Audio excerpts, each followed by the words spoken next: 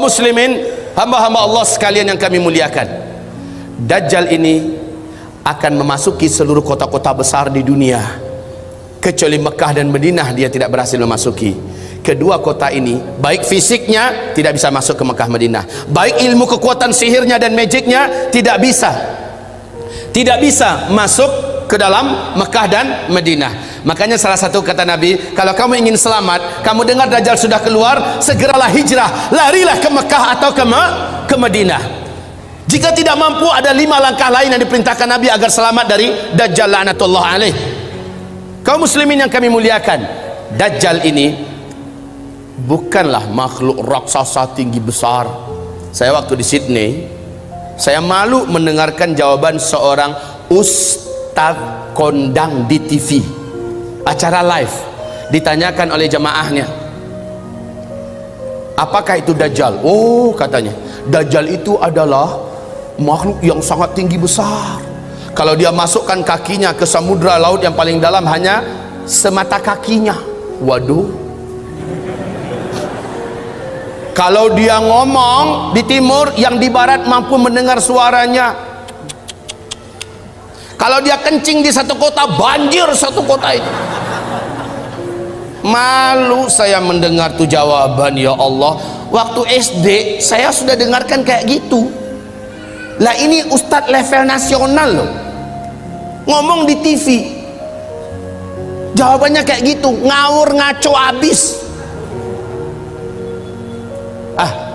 Lalu sebenarnya Dajjal ini siapa? Rasul mengatakan dia adalah anak keturunan Adam, tingginya seperti kamu dan lebih pendek sedikit, mukanya bulat, kedua bola matanya utuh ada, hanya yang sebelah kanan tertutup oleh lapisan dagingnya yang atas meleleh kemari menutupi, dan bagian tutupan ini lengket ke pipinya, dan ada bergelantungan macam jengger ayam sedikit, kayak dahak orang, maaf ya, kayak orang kumpulkan dahak banyak-banyak lalu disemburkan ke mata orang ini lalu meleleh gitu. Seperti inilah melelehnya daging di atas. Ini akibat dukhan loh, akibat dukhan. Seluruh orang-orang kafir menjadi zombie-zombie berjalan, jelek-jelek semuanya. Baik kaum muslimin, kemudian kata Rasulullah, kedua bola matanya seperti mau keluar lepas dari tempatnya. Hanya karena ini sudah ketutup, nampak tonjolan itu jelas. Sementara matanya sebelah kiri sudah hampir lepas dari tempatnya. Warnanya hijau kaca. Warna kulitnya putih kemerah-merahan, putih pucat kemerah-merahan. Bibirnya tebal, rambutnya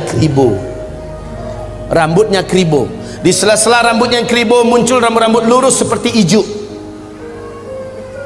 Lehernya agak sedikit panjang, lebih panjang daripada kita, sedikit lebih panjang. Bahunya mereng, dadanya bidang, full daging, sekel. Rasulullah mengatakan bila ia berjalan, kamu akan melihat kedua mata kakinya saling berjauhan dan kedua jempol kakinya saling berdekatan. Udah kebayang? Seperti ini. Tapi kalau ketemu orang kayak gini jangan dibilang Dajjal.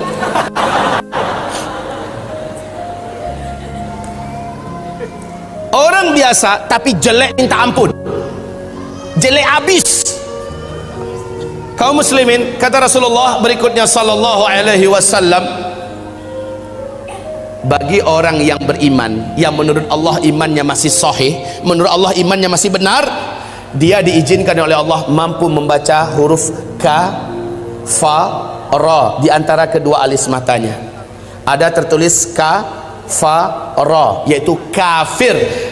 Walaupun aslinya dia nggak pandai membaca Arab, membaca Al-Quran, tapi imannya menurut Allah sahih, dia akan mampu melihat itu. Kalau sempat kepapasan beberapa papasan, dia mampu melihat kafara. Ibarat Allah yang kami muliakan, Rasulullah sallallahu alaihi wasallam bersabda, semua kemampuan yang jahat di bumi ini ada pada dia.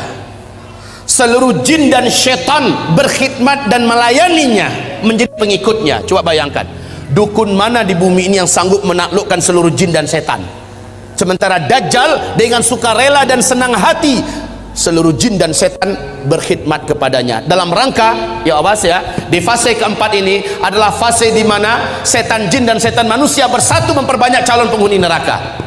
Di fase keempat ini, makanya ketika Dajjal muncul, ma baina khalqi Adam ila qiyamis sa'a fitnatun akbar minad Dajjal. Sejak bumi ini Allah ciptakan, sejak Adam Allah ciptakan sampai hari kiamat, tidak ada fitnah yang lebih dahsyat, tidak ada fitnah yang lebih hebat, tidak ada fitnah yang lebih berat melebihi fitnahnya Dajjal. Maka berlindunglah kamu kepada Allah dari fitnah Masih Dajjal. Wallahi, kata Nabi, kalau saya hidup, saya yang akan membela kamu paling di depan. Tapi jika saya sudah tidak ada, setiap kamu harus bela dan jaga dirinya masing-masing. Dajjal memiliki kekuatan sihir yang tidak terbatas.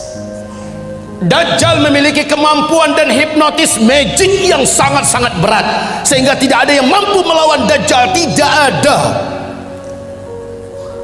Ibarat Allah yang kami muliakan, Nabi perintahkan ketika kamu dengar Dajjal masuk ke kota-kota kamu, langsung sihirnya menyebar, yang menjadikan seluruh manusia yang juga sudah putus asa dengan beratnya beban hidup, dengan sukarela datang untuk menyongsong di mana titik Dajjal berada. Mereka berharap Dajjal bisa membagi-bagikan rezeki. Saat itu kata Rasulullah, wahai kaum lelaki, bawalah istri-istri kalian masuk ke rumah, ikat dia di dalam rumah, tambatkan dia di tiang-tiang rumah kamu. Carilah ibu-ibu kamu, bawa dia ke rumah, ikat kakinya, ikat tangannya, tambatkan dia di tiang-tiang di dalam rumah. Carilah anak-anak gadis kamu, selamatkanlah wanita-wanita kamu, karena sesungguhnya yang paling banyak sujud menyembah Dajjal ketika Dajjal masuk ke kota-kota di bumi ini adalah kaum wanita. Mereka yang paling banyak menyembah Dajjal. Dan kata Rasulullah, siapa yang sempat menyembah Dajjal, maka sampai dia menghembuskan nafas terakhirnya, dia tidak akan pernah lagi beriman kepada Allah, dan dia akan kekal di neraka selama-lamanya. Maka ibu-ibu, pantas kalau Nabi memperingatkan umatnya berulang-ulang, berlindunglah dari Dajjal, berlindunglah dari Dajjal, berlindunglah dari Dajjal. Seluruh dukun satu bumi, seluruh ahli-ahli sihir satu bumi akan sujud menyembah Dajjal. Dengan sihirnya, Dajjal menunjuk ke arah langit. Maka dalam pandangan mata manusia, awan berkumpul berarak dari mana-mana, padahal sudah sekian tahun awan tidak ada di langit. Lalu menurunkan air hujan, padahal hanya Tuhan yang mampu melakukan itu. Dengan telunjuknya, Dajjal menunjuk ke arah tanah yang gersang dan tandus. Maka tanah itu seperti memperlihatkan rumput-rumput hijau pun muncul, air sungai mengalir. Dengan sihirnya Dajjal, dia menunjuk ke arah kuburan yang ada. Maka seluruh yang pernah mati dan ada di kuburan itu bangkit, hidup dalam keadaan utuh, manusia yang utuh seperti masih hidup dulu, dan langsung berjumpa sang ayah dengan anak, anakku, mak dengan anak, anakku, suami dengan istri, istriku, padahal mereka sudah mati. Ternyata terbongkar rahasianya. Rasul mengatakan itu seluruhnya bukanlah orang yang sudah mati, tapi jin-jin dan setan-setan yang menjelma menjadi orang yang dulu pernah hidup, agar menipu orang-orang yang masih hidup ini. Lalu mereka berkata, inilah Tuhan kita yang telah menghidupkan kami kembali. Akhirnya manusia sujud kepadanya.